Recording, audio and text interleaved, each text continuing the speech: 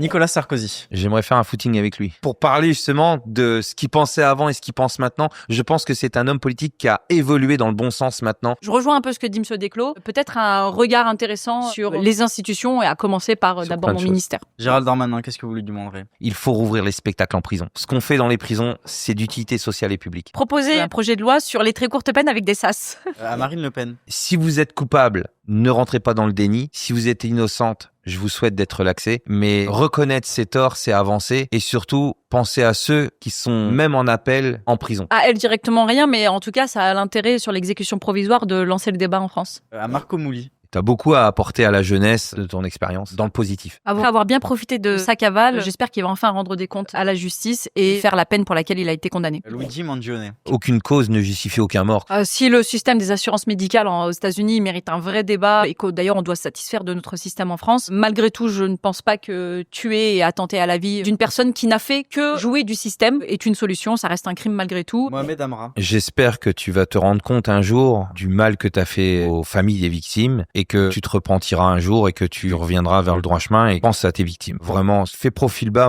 sois moins souriant. Je pense qu'aucune peine de prison ne sera assez forte, assez longue, assez puissante pour réparer le mal qu'il a fait. Et je le pense encore plus fort quand on l'entend ces derniers temps chouiner et déposer plainte contre les agents pénitentiaires pour le traitement qui lui est réservé, qui s'estime heureux d'être en France. La mère de Naël. Que je respecte votre deuil, madame, et que, encore une fois, ce que vous pensez sur le policier qui a fait ça, eh bien, j'en profite pour dire que ce n'est pas l'ensemble du corps de police. Le policier, qui soit coupable ou pas coupable, lui aussi doit l'avoir sur la conscience. Mais vous, madame, vous pouvez, et c'est vous qui en déciderez, mais être la représentante d'une personne qui milite pour dire que tous les policiers ne sont pas comme ça. Je pense qu'on peut rien dire à une mère qui a perdu son enfant, quel que soit le contexte. Moi, je laisse faire la justice parce qu'il y a une véritable enquête qui est faite avec des réquisitions qui ont été très lourdes récemment. La seule chose que je peux lui souhaiter, en tout cas, parce que malheureusement, les hyènes sont nombreuses, c'est qu'elles ne soient pas cooptées et que ne profitent pas d'elles des gens dans les milieux associatifs plutôt lucratifs qui vont se servir de sa peine pour aller faire du militantisme qui soit absolument destructeur pour notre société.